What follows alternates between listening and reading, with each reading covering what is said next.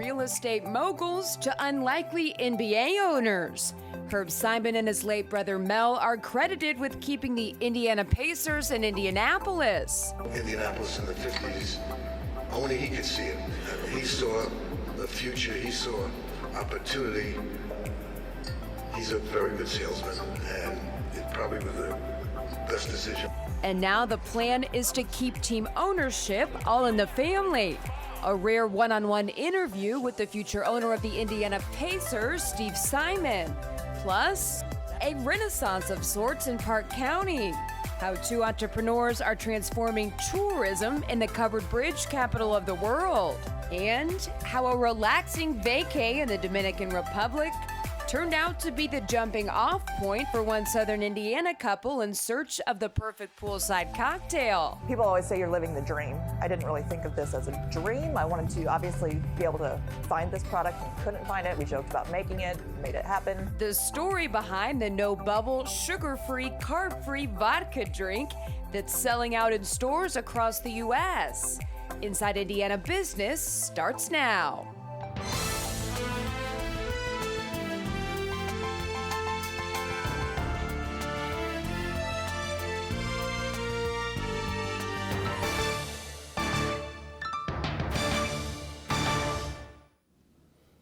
Hello and welcome to Inside Indiana Business. I'm Gerry Dick. For fans of the Indiana Pacers who've been clamoring for change, you're getting your wish. From big roster moves to a $360 million facelift, both inside and outside of Gainbridge Fieldhouse, the franchise is getting a new look both on and off the court. The man in line to be the next owner of the franchise has quietly been working behind the scenes on a blueprint for the future. And this week I sat down with Steve Simon. In the crossroads of America, the Indiana Pacers are a team at a crossroads, charting a new course. Deep three. The Pacers dealt multiple players before the trade deadline earlier this year, and the addition of top draft pick Benedict Mathurin adds to a team that is younger, more athletic, and has lots of new faces. Scores his first NBA point. The man who is in line to one day be the team's next owner likes what he sees. So we're going to have an exciting, dynamic team that's fun to watch. We're going to get better, and we're convicted to build a really good, competitive, knock on wood, championship caliber team. And I think we got some great young talent and some great veterans. And you know, the great thing is we the fans deserve a winner, right? And that's our job, is to give them that. Steve Simon has purposely stayed out of the limelight. Years ago, deciding against a long career in the family mall development business, leaving Indiana for the San Francisco Bay Area, where for the past 20 years, he has led private equity firm Simon Equity Partners. But he returns to Indiana often, and he wears his affinity for Indianapolis on his sleeve. The longer I'm gone, the more connected and rooting for and appreciative of Indiana, the Midwest, of Hoosier hospitality, the way we work together. That is different than a lot of places, and our DNA of the city and the state and Hoosiers and that kind of community becomes more and more inside me and resonates more and more. Pacer fans are going to want to know what kind of an owner is Steve Simon going to be. How would you describe your style, the thought process? What would you say to those inquiring Pacer fans who are wondering about your ownership style? I mean, it's the same ownership style I think I've been employing. Like, how do I be myself, right? How do I continue to learn and grow, always have smarter people around me? How do I listen better? I'm always working on how do I listen better? Bring more compassion to various roles. I get to do a lot of different things, beyond Pacer Sports Entertainment. And it's fortunate. So how do I bring my authentic self? And I think, as a boss or an owner or someone who's leading people, like, how do I show my own frailties, admit my mistakes, and, want to, I think, continue to radically learn and get better. And I think that gives people, around you the ability to admit their frailties, get to know themselves better, ultimately be more connected to themselves and other folks, and be better, more effective leaders, and contributing to an organization. So I think it's, this is, touchy feely stuff, but this is sort of the way I think about it as an owner. Yeah, I read a quote in an article from NBA Commissioner Adam Silver, who said, in many ways, and he had many nice things to say about you, but he said, in many ways, or some ways, I think that Steve will be Herb Simon 2.0 from an ownership standpoint. Agree with that? Disagree? What's your take on it? Take what Herb's done, the way he treats people, the way he's compassionate, and allows folks to operate without micromanagement. Certainly a lot of those things are very similar to our styles, which have a lot of similarity. There's some differences, but if I can take the bedrock of my dad, which he's always wants to be the best partner as stewards of Gamebridge Fieldhouse, and the history of that building being a community asset, how can we give back in the community? There's certainly, tax generation, economic contribution, that'll be, excited about amplifying even more, as the building, continues to get renovated and modernized, which we're excited about, but still keeping the guts of, we think, is the best basketball arena. We, fortunate to get to host All-Star in 24 and have that be another, bring the world to Indianapolis, also economic contribution. But the idea of Indianapolis does so well with their amenities and all the great stewards of the city, but to bring the world there, and showcase this intimate, beautiful, multifaceted city, it is part of the, the fabric that I think makes it, rich and additive to the city and the state, and the people it gets to touch, that, the organization, how do we build more belongingness and culture and service to the community. You can see my full interview with Steve Simon on the Business and Beyond podcast. Just go to InsideIndianaBusiness.com for some perspective now. Let's turn to Inside Indiana sports contributor Bill Benner. Bill, you have worked for the Pacers. You know Steve and the Simon family. For those who don't know, because a lot of people just don't know about Steve Simon, what kind of a leader ultimately one day will he be for the franchise? He's a very astute younger man, and quite. He doesn't want to know just your goals. He wants to know how you're going to get there. He's very strategic. He's a critical thinker. And but most of all, Gerry, he cares deeply about the Indiana Pacers, and most of course about his father's legacy. I was going to ask you quickly too, because that struck me. He's out in California, has been for a couple of decades, but very connected, very knowledgeable, and really cares about Indianapolis and Indiana. That really came through in the interview. Well, yeah, and he's an Indiana guy. He's right. An Indianapolis guy, and he does care deeply about the city. And I think he will be forward thinking. I think he knows enough to know what he doesn't know, meaning he will continue to, like Herb has done, to let the basketball guys do the basketball, and Steve will see the bigger picture. Bill Benner, great perspective as always. Thanks. Thanks, Gerry. Well, in Northeast Indiana, Noble County is working on ways to develop the talent pipeline needed for its rapidly evolving manufacturing sector. How a new robotics lab with cutting-edge technology could help teach students and adults alike.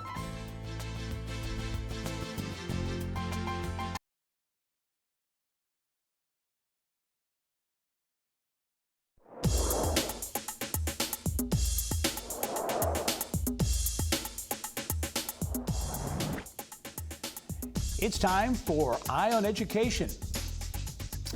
Well, Noble County will soon be home to a cutting-edge lab, the first of its kind in Northeast Indiana, one of the first in the state. The new Industry 4.0 lab will be at the Community Learning Center in Kendallville, with more on how the lab is designed, how it came together, and how it will give learners of all ages an understanding of technology. Pleased to be joined by B Noble Inc. Executive Director Gerry Gatman. Gerry, thanks for joining us from just outside of that community center. Thank you for having us. We appreciate it. I think this is an interesting and impactful story on multiple levels. One, kind of tee this up, if you would, Gerry. Indiana's a manufacturing state, but Noble County in particular is very, very heavy, very intensive in the manufacturing sector.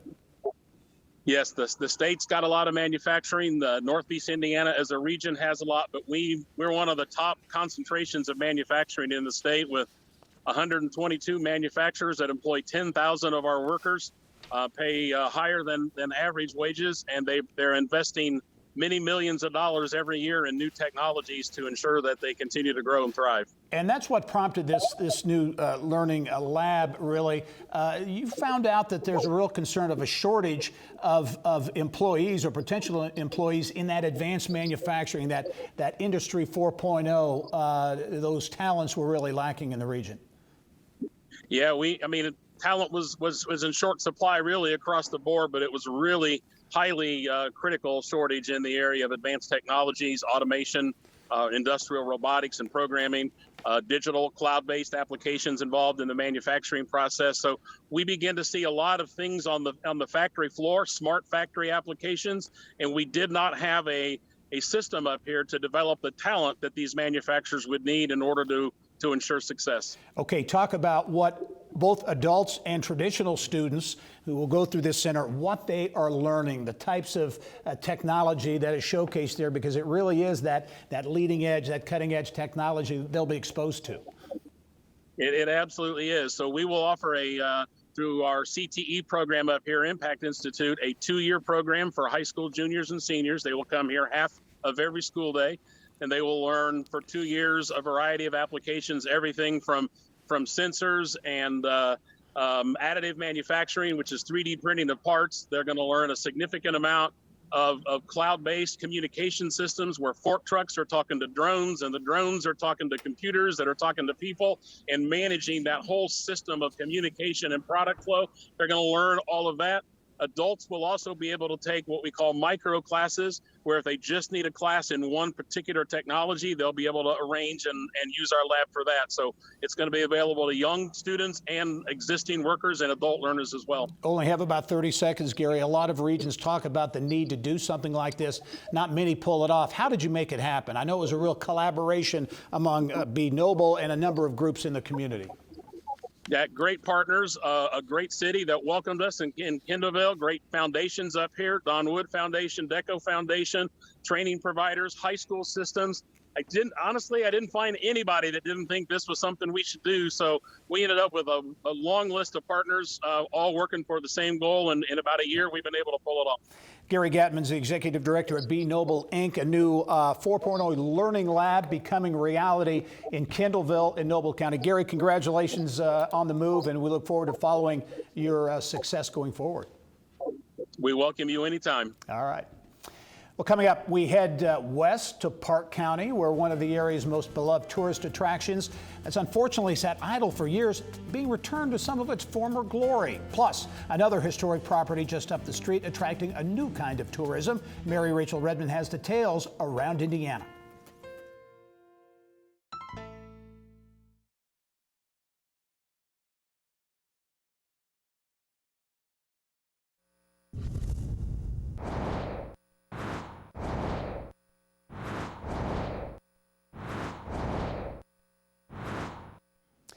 Here's what's making news now around Indiana.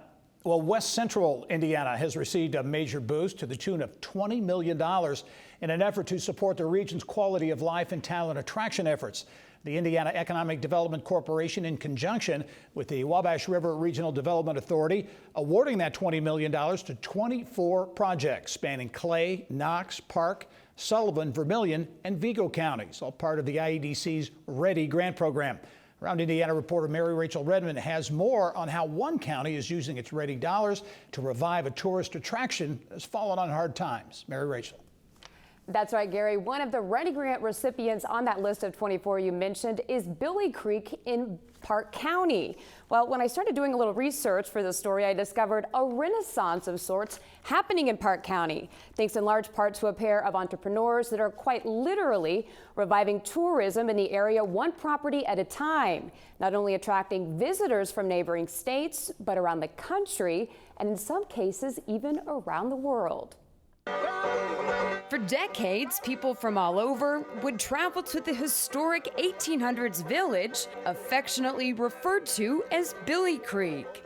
Created in the 1960s by residents of Park County, Billie Creek Village was famous for its authentic historic buildings, from an 1830s log cabin to a turn-of-the-century schoolhouse, print shop, and in all over 30 unique historic structures, including 3 covered bridges. But time has not been kind to the beloved 70-acre property that narrowly escaped demolition in 2005 and has more or less sat idle for decades. Unfortunately, it just didn't get the love and care that it needed to sustain itself, structurally. That is, until about 8 weeks ago, when these 2 native Illinoisans stepped in.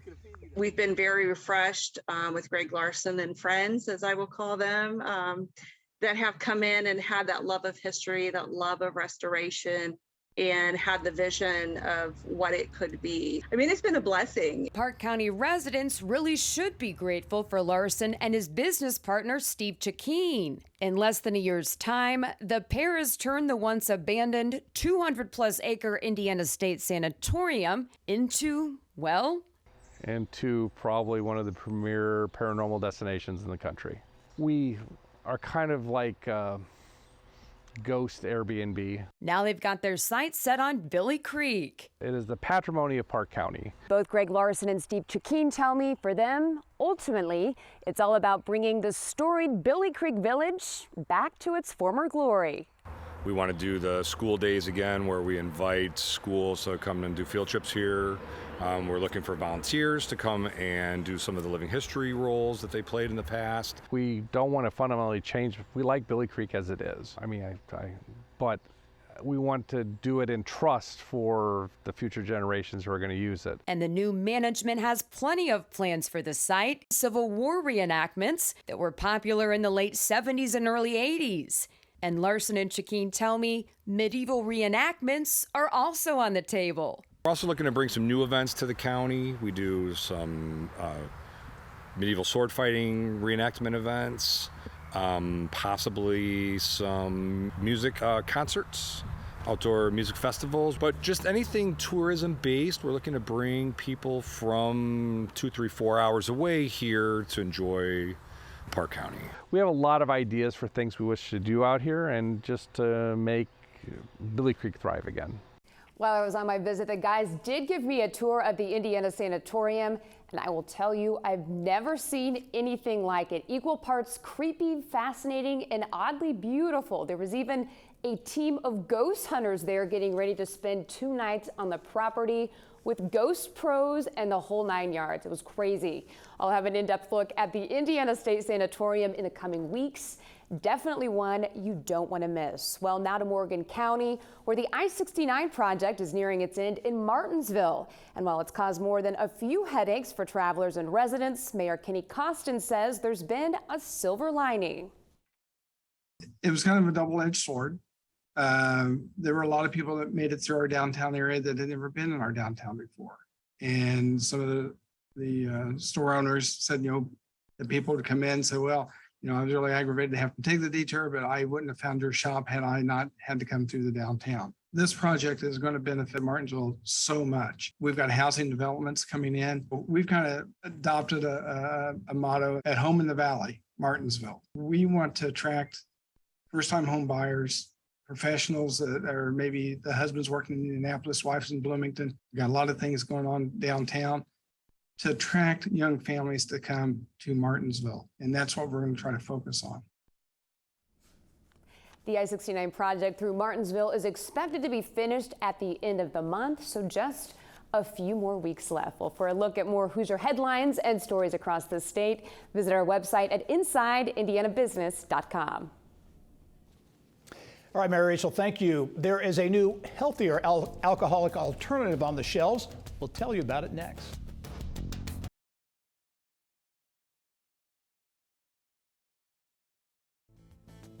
A vacation in the Dominican Republic forever changed the lives of a husband and wife from Ferdinand, Indiana. Jill and Bryce Morrison left their lifelong careers in healthcare to bring Jill's new favorite drink to life. And with more on how Mom Water was born and is now selling in a dozen states across the U.S., pleased to welcome co-founders Jill and Bryce Morrison to the show. Welcome and congratulations on the success. Thanks. Thank you. Well, as I mentioned, this started on vacation.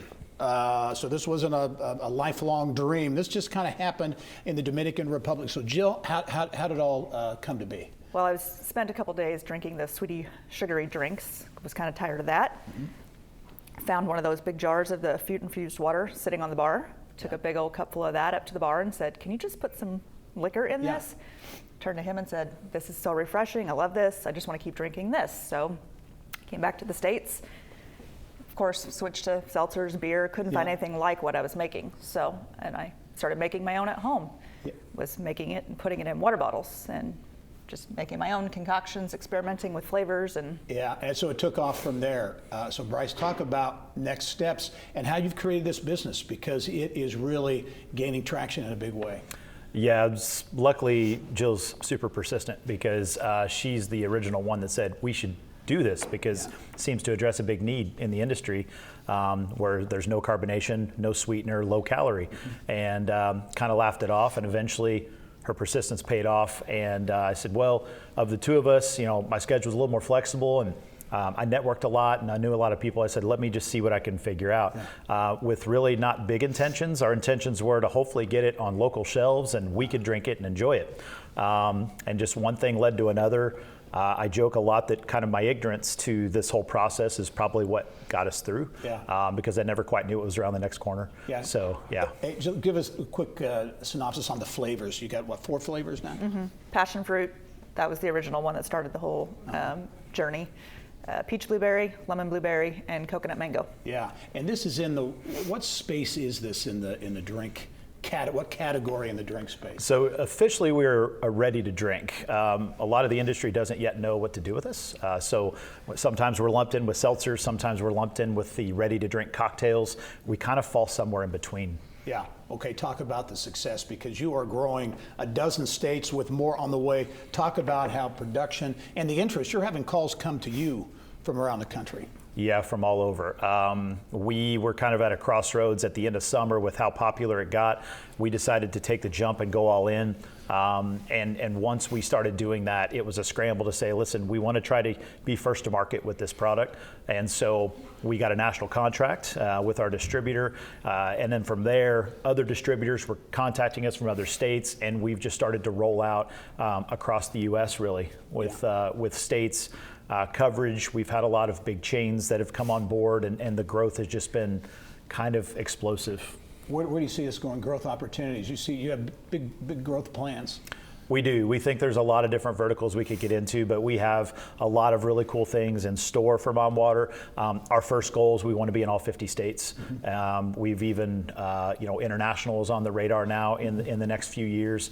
But by the end of this year, 20 states or a little bit more. 2023, by the end of that year, 40 states, and so on. Exciting. Mom Water indeed taking off all out of vacation several years ago. Jill and Bryce Morrison, the co-founders, thank you both very much. We'll follow your progress. Thank you. Absolutely. Thank you for having us. Well, since 1992, the IU Melvin and Bryn Simon Comprehensive Cancer Center has been a hub for cancer research. In the business of health, some of what scientists have learned and how they are helping patients across the U.S. and around the world.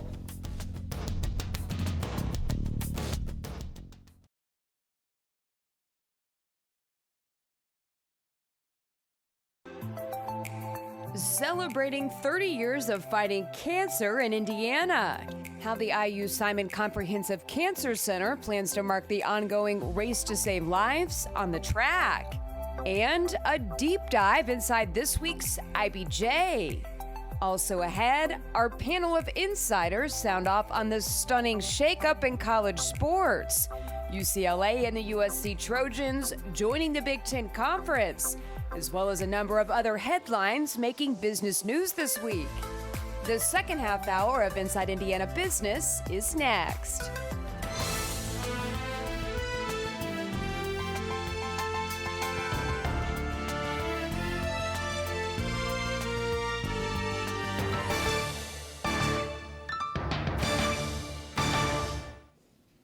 Well, the IU Simon Comprehensive Cancer Center is celebrating 30 years of working to eliminate cancer's burden in Indiana.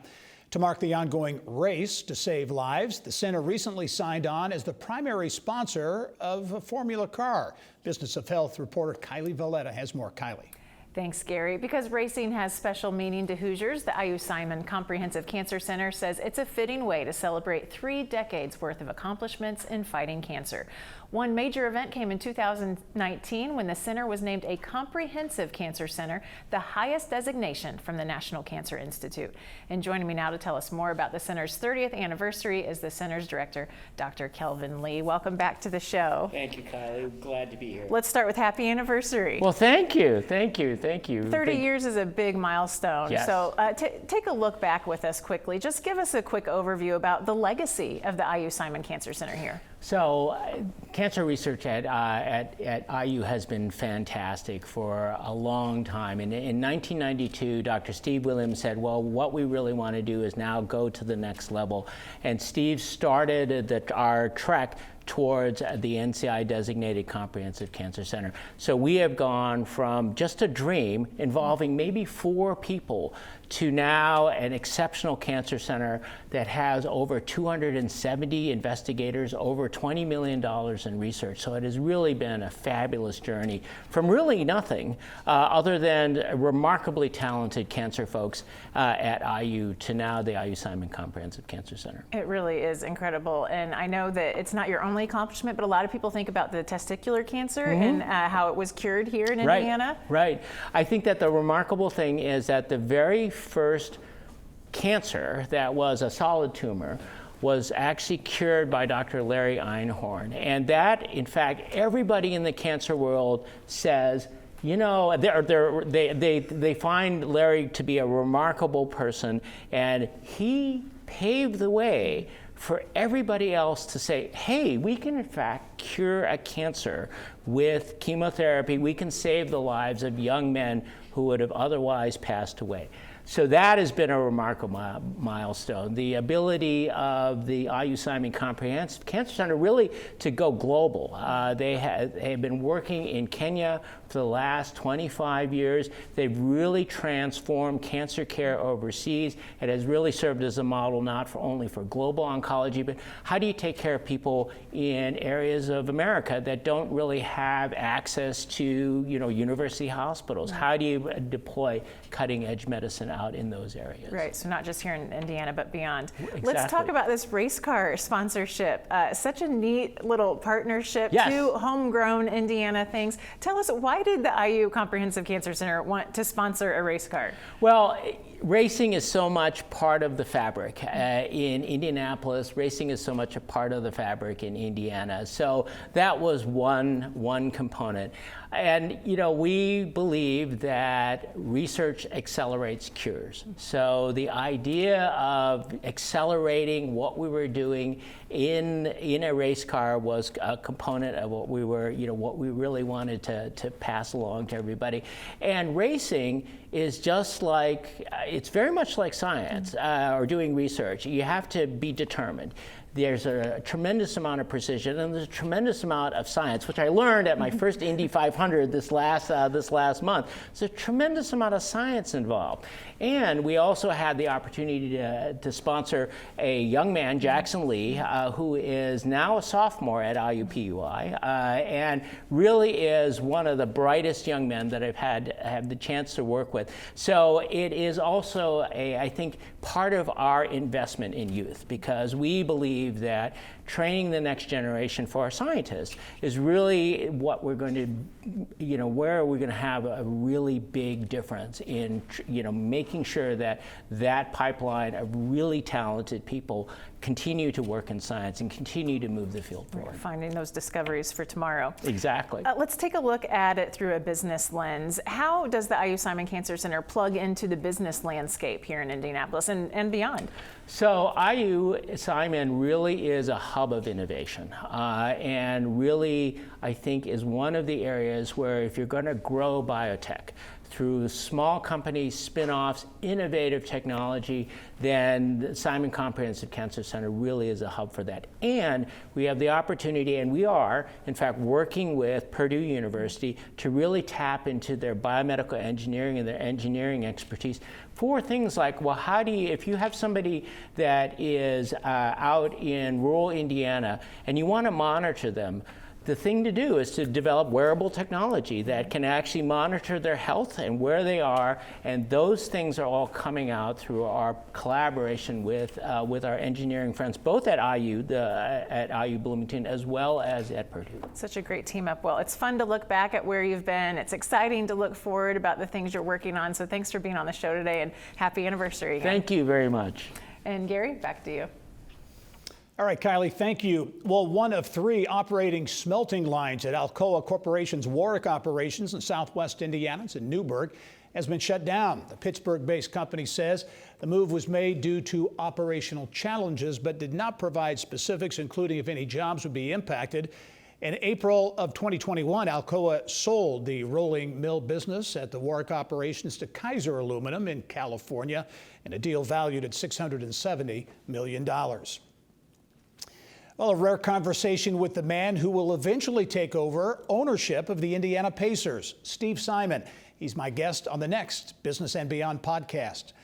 Now, Simon is the eldest son of Indiana Pacers owner Herb Simon, who bought the team with his brother Mel back in 1983.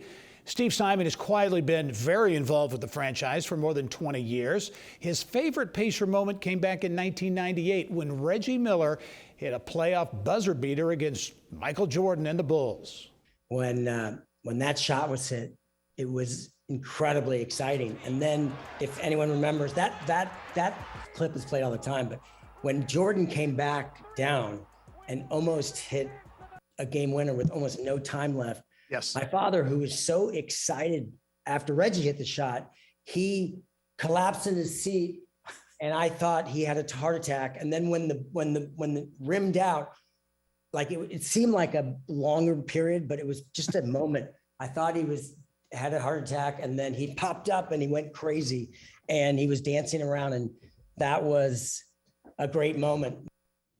Much more. A lot of great stories with Steve Simon, including his love of the outdoors, his hometown of Indianapolis, and the Grateful Dead. The next Business and Beyond podcast, you can find it starting Monday at InsideIndianaBusiness.com. Well, the West Lafayette-based company's slumping stock price has prompted shareholders to file a lawsuit. More on the investigation into Inotiv and a look at other headlines in this week's IBJ is coming up.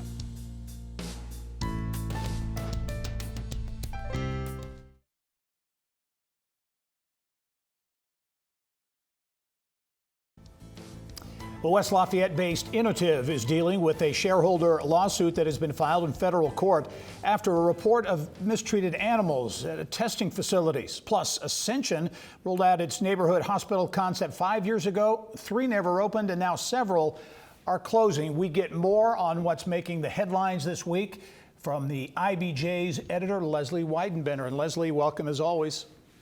Thanks so much, Gary. I mentioned Inotiv, West Lafayette-based company facing a lawsuit. They've had a plummeting stock price. What's the scoop on Inotiv? So last year, the company bought actually an Indianapolis-based company that does animal testing, and they did not, the shareholders claim they did not disclose that there were some animal welfare concerns there. That came out later, and now shareholders say that's one of the reasons that the stock price dropped, and they'd like some relief from the fact that they lost money in that deal. Yeah. Also, kind of that healthcare, life sciences theme, Ascension came out with the concept, these tiny hospitals several years ago, kind of a checkered report card, if you will, and some closings that I know you're going to have something this weekend in the newspaper. Yeah, we do. John Russell, our healthcare reporter, happened by the Noblesville Hospital when they were taking down the emergency room signs. He's got a story about what happened with those micro hospitals, why maybe they haven't worked, at least here in central Indiana, but some information about the fact that they are looking to expand those in other places. All right, a lot going on I-65, in particular in Boone County. There's the massive tech park, a couple of Eli Lilly and Company manufacturing operations to go in there, and a new exit that's been talked about for a while going to become reality off I-65 in Boone County. Yeah, there's so much going on in Boone County right now. There was already a lot of talk about the need for another exit because of all the industrial facilities going in there. But this LEAP Innovation District that is being planned just makes that exit more important, and the state's really gearing up to get started on that, and that includes some land acquisition and some other things. Mickey Shuey has that story. So more construction on I-65. Who would think that? It seems like it never ends, but much needed. I know a lot going on in Boone County. Leslie Weidenbender, as always, thanks for the update. A lot going on in the IBJ this weekend. Have a great weekend. Thanks so much. You too, Gary. All right. Well, also making headlines this week, an Evansville-based startup has created something to tempt the taste buds for those trying to cut carbs. Zero Carb Life has created a high-protein pizza crust using chicken. It is available for purchase now in more than 150 restaurants and some select supermarkets. The company recently closed on an oversubscribed $1.5 million seed round of funding and already has plans for a Seed Plus round later this year. Zero Carb Life was founded in 2020 by a Purdue graduate and a graduate of the Purdue at Westgate Firestarter program. Zero Carb Life hopes to unveil more products, including bread, crumbs, chips, pasta, and both hard and soft taco shells.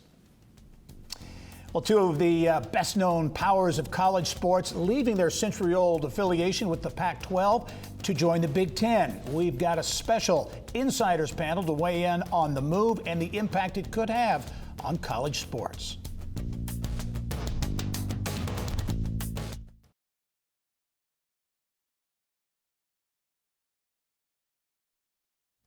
Well, the stunning shakeup in college sports continues as two of the best-known brands in college sports, UCLA and the University of Southern California, USC, leave the Pac-12, or they will be doing so, to join the Big Ten in 2024. What does the change mean for student athletes, for fans, for the future of college sports? Got a special insiders panel this week to weigh in on that. Very happy to be joined by Inside Indiana Business Sports contributor Bill Benner, back on this segment, as well as Mike DeCourcy, the senior writer for the Sporting News, also works for the Big Ten Network, and Jake Query, the co-host of Kevin and Query on 93.5 and 107.5 The Fan. And gentlemen, welcome to the program. Thank you, Gerry. Thank you. As always, to kind of tee this up, and Mike, I'll start with you. Just a quick reaction when you heard the news that expansion maybe is not that surprising, but to see USC and UCLA come to the Big Ten, what were you thinking? I have to admit I was shocked that afternoon when that story broke. I was not expecting it. I felt better because some of the guys who covered college football acknowledged that they were shocked too, and this is really a football first deal. That is the biggest component of this. College basketball, my specialty, obviously important, but football drives the bus. Yeah. Get off my lawn. I still wish the Big Ten was the Big Ten. My biggest concern is just what it means for the overall landscape of college sports. And, we had Mike on a few weeks ago about name, image, likeness. Where is it all going? Well, I kind of know where it's all going. Right. Follow the money. Right. Yeah.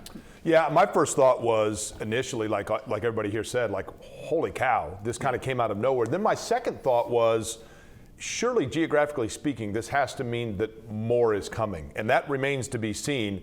I guess my third thought, too, was then finally, after 50-plus years, Bill Benner's dream of seeing Indiana in the Rose Bowl is going to come true, right? That's a cheap shot. I knew that was coming. But in all honesty, though, I mean, the scheduling remains to be seen, but it is neat to think of the schools from here being able to go play out west. What those schools think about coming and playing in at Rutgers, I don't know about that. Right. Okay, additional teams, we'll see how that plays out. The school that everyone's looking at is Notre Dame, and where Notre Dame goes. Does Notre Dame go to the Big Ten? Do they go to another conference? Or I think inevitably they do, because I think that they will find greater resources being part of that larger consortium than they can generate on their own with NBC as it is now. They generate a lot of money, obviously, Mike, in the NBC contract, but when you look at the Big Ten network and maybe $100 million plus.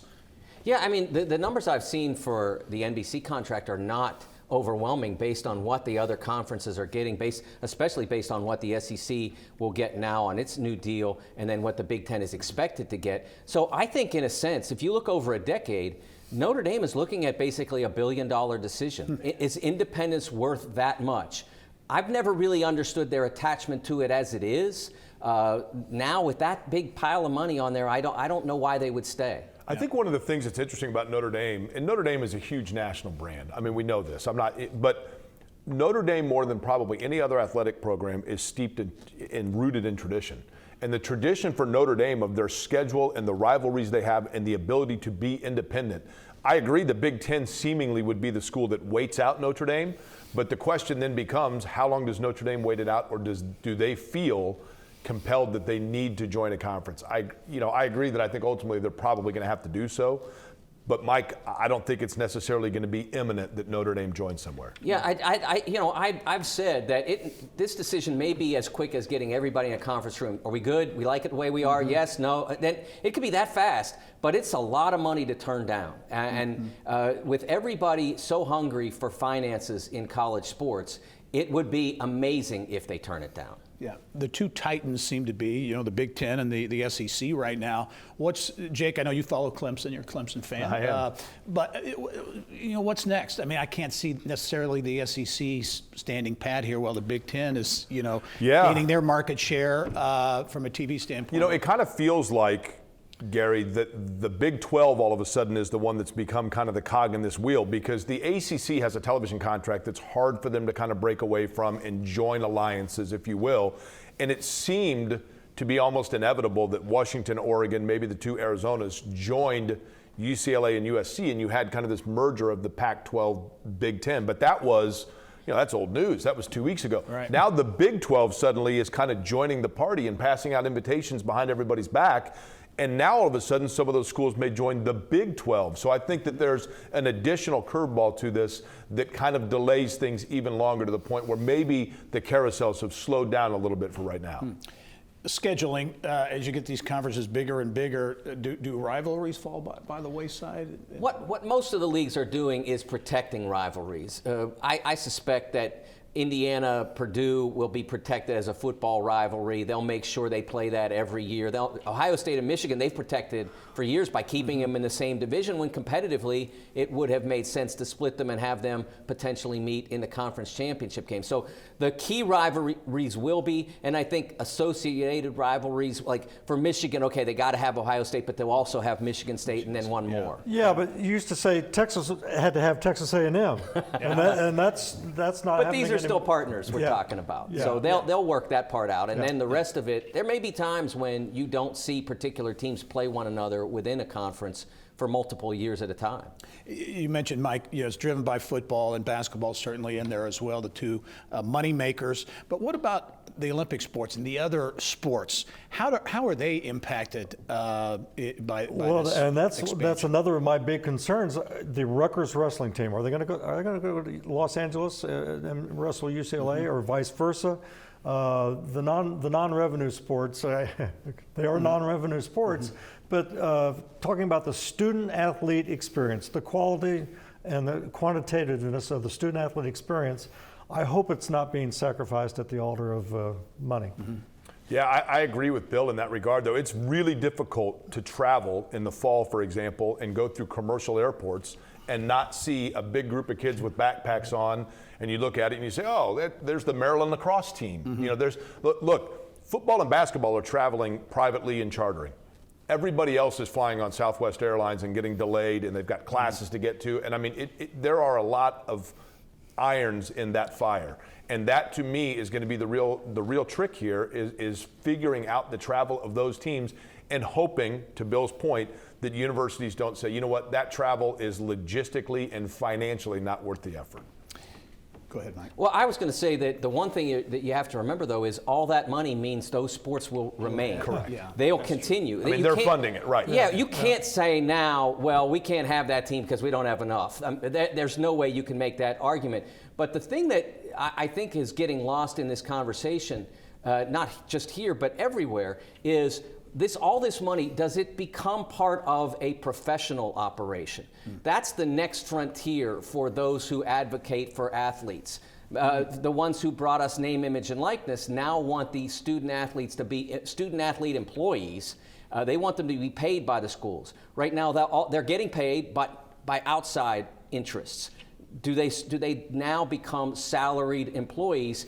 And that's when the game really changes for everybody. And I think the student aspect of student athlete, to an extent, let's go to the elephant in the room here, can be compromised when you're talking about, to Bill's point, a wrestler from Rutgers that has to fly to Los Angeles for a wrestling meet, fly back to Rutgers just to get ready to then have to go down and fly to Lincoln, Nebraska, all while he's got a term paper due because he's a student athlete. If you say that you can't have an NCAA tournament football playoff during winter break, mind you, because it takes kids away from class, then how do you justify sending your rugby team from New Jersey to LA and back in the span of 3 days? Yeah. Well, you bring up a good point. Where does this all go? With the conference expansions, with name, image, likeness, all those kind of things, the professional aspect of things. Where do you see, Mike, this ending up, 5 years, 10 years down the road? Yeah, I think that's the big concern for a lot of schools is whether they professionalize, have the athletes organize in unions. I know that there have been government agencies that have been advancing that. There was a bill in the California legislature. It hasn't gone anywhere, but it was crafted to try to force the California schools to pay their athletes as employees. And that would change everything. And then this money difference between the SEC, Big Ten, and everybody else, right now it really doesn't mean that much. It just makes things easier at those schools. But if they become professional, then at that point it affects the competition. It affects whether Clemson can get enough good football players to win in the college football playoff. I'll bring it home. What happens to Butler? What happens to the mid-majors? What happens to the rest of the Division I? I think Division II, Division III, I think they will continue to exist as they are.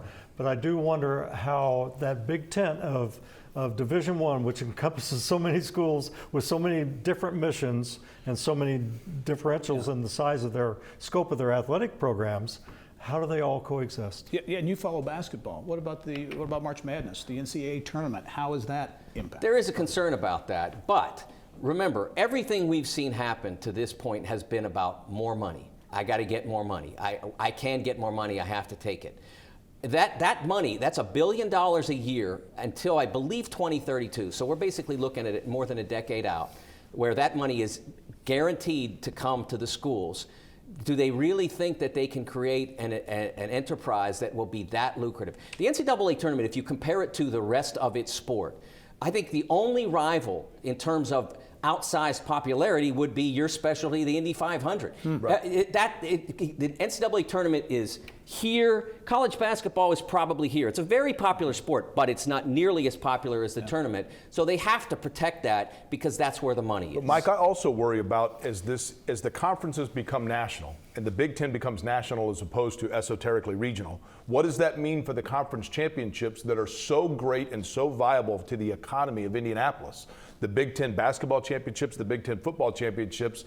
I'm begging the Big Ten. LA's wonderful. It's beautiful. Love Los Angeles. Guess what? Easy peasy right here in Indianapolis. Keep it right here. You can bring whoever you want to the party. I love that. We're going to end on that note because that's a good one. Jay Query, Bill Benner, Mike DeCourcy. Great conversation. Thanks for joining us. Thanks, Gerry. And I'll be right back after this.